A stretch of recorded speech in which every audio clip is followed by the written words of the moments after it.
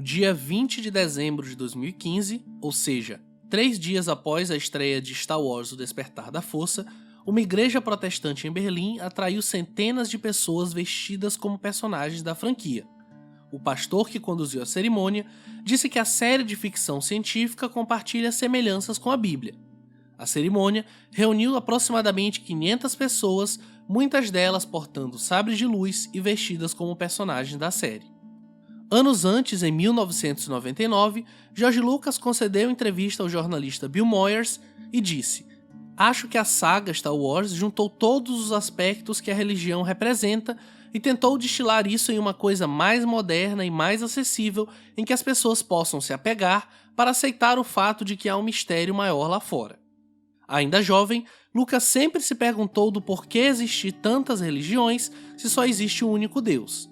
Na mesma entrevista, o cineasta ainda diz que a religião é basicamente um repositório para a fé. Diz também que a fé é a liga que nos mantém juntos como uma sociedade. Fé na nossa cultura, no nosso mundo ou qualquer outra coisa em que estamos tentando nos apoiar é o que nos permite continuar estáveis e em equilíbrio. Em 2011, no livro Sapiens, Uma Breve História da Humanidade, o professor e historiador israelense Yuval Harari fala sobre como a religião serviu de união para a formação de uma sociedade que passava a compartilhar crenças em comum. Neste sentido, em concordância com o que George Lucas diz, a religião, segundo Harari, tem um papel importante na união das pessoas, e isso é algo que Star Wars faz muito bem: unir pessoas. Comentamos no vídeo anterior que a franquia se tornou um dos maiores ícones da cultura pop, levando a marca Star Wars para todos os cantos do planeta. Dificilmente você conhecerá alguém que nunca tenha ouvido falar em Star Wars. Essa popularidade ganhou status de culto desde o início da franquia. Isso acontece não apenas pelo poder aglutinador da história e dos personagens, mas também pela temática que muito se assemelha com diversas histórias religiosas. Apesar de George Lucas afirmar que não pensou em Star Wars por um viés cristão, é inegável que haja muitas referências aos escritos bíblicos em suas obras. As referências cristãs vão desde a Força, passando pelos midi-chlorians e chegando na figura do Escolhido e sua linhagem. Mais à frente vamos abordar cada um desses elementos, tanto no cristianismo quanto em outras religiões. O primeiro filme da franquia, Uma Nova Esperança, de 1977, foi todo escrito com base nos estudos de Joseph Campbell, como também explicamos no vídeo sobre a jornada do herói, que deixarei nos hiperlinks deste episódio. Lucas disse que há uma mistura de várias mitologias e crenças religiosas postas no filme. Ele diz que tentou colocar as ideias mais ou menos comuns a todas as culturas. Este era um componente essencial nos estudos de Campbell. Ele tentava encontrar elementos semelhantes em todas as mitologias, religiões e contos em geral. Segundo os teólogos Denis de Lima e Gerson Luiz Linden no artigo Teologia Cristã em Star Wars, uma reflexão a partir da hermenêutica da religião vivida no universo da Força, a saga Star Wars está fundamentada no princípio da religião do lado luminoso da Força vencer a religião do lado sombrio da Força. O artigo, que também estará nos hiperlinks, lista diversos elementos presentes na saga e traça paralelos com os escritos bíblicos. Mas para o entendimento do tema aplicado à trilogia clássica, vamos dividir esse ensaio em 3 elementos: a linhagem Skywalker, a fé e a força, e a tentação e o pecado. Comecemos pela linhagem Skywalker, e lembrando sempre, este ensaio contém spoilers de todos os filmes da saga, exceto do episódio 9, certo? Continuemos então. Em Star Wars: O Retorno de Jedi, Luke Skywalker, após a revelação de que Darth Vader na verdade é Anakin Skywalker, seu pai, passa a entender que ele faz parte de uma linhagem especial. Luke sabe que Anakin, hoje Vader, é um guerreiro poderoso e sabe que isso exigirá dele uma responsabilidade maior. Segundo o próprio Luke, a força, que trataremos mais à frente, é forte em sua linhagem. Force is strong in my family. My father has it. I have it. And my sister has it.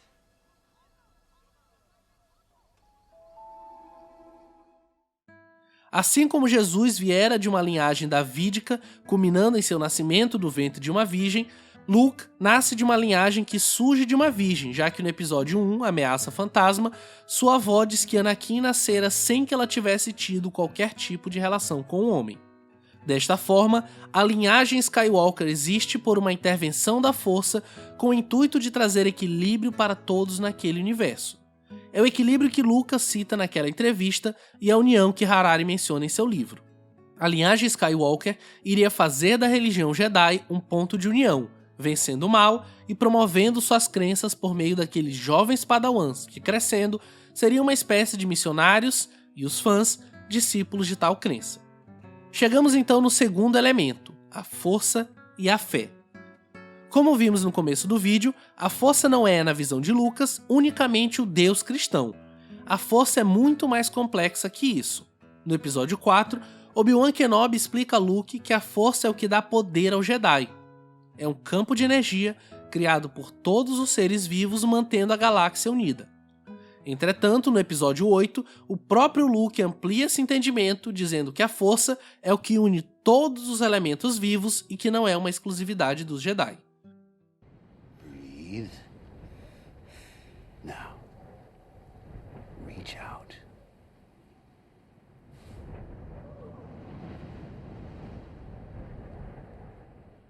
I feel something. You feel it? Yes, I feel it. That's the Force. Really? Wow, it must be really strong Oh, with I've you. never felt any.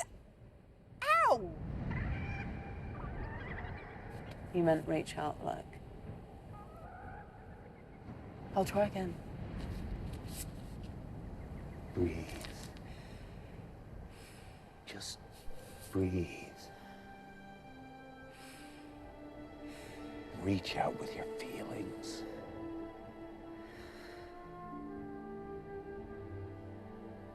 What do you see?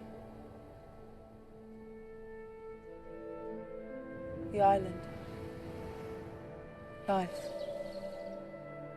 Death and decay that feeds new life. Warmth. Cold. Peace. Violence. And between it all, Balance. Energy. A force. and inside you, Inside me.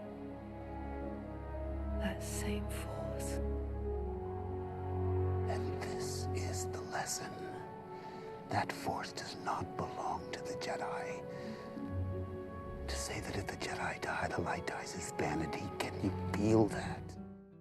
No artigo dos teólogos Lima e Linden, a força em Star Wars é a própria existência de Deus, enquanto os midi-chlorians, que são formas de vida que possuem inteligência e que vivem dentro das células, são a origem da força. Ou seja, midi-chlorians são a ligação entre nós e Deus.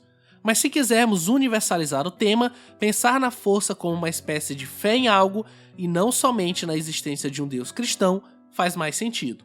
Por exemplo, Han Solo, no episódio 1, diz não acreditar no que ele chama de religião bonitinha.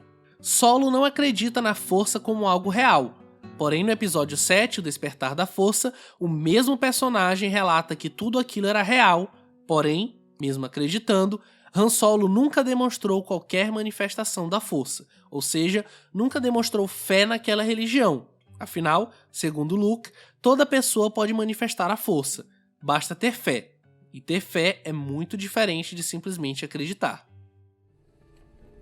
The Jedi were real. I used to wonder about that myself.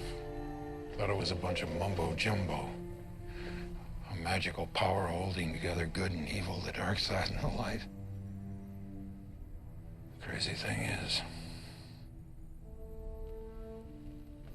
it's true. The Force, the Jedi. All of it. It's all true. Por isso aquele garotinho no final do episódio 8 consegue movimentar aquela vassoura utilizando apenas a força. Ele não era Jedi, nem Padawan, nem alguém predestinado. Ele simplesmente tinha fé.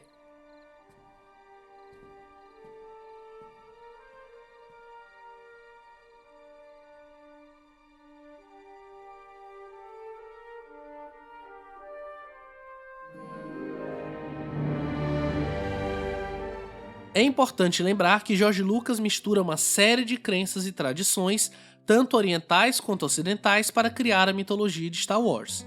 Uma delas é o budismo, de onde ele aproveitou o conceito do desapego e a tentativa de superação do medo. Do taoísmo, Lucas se vale da filosofia chinesa pautada na harmonia, yin e yang, em que a luz e a escuridão dependem de si para existirem.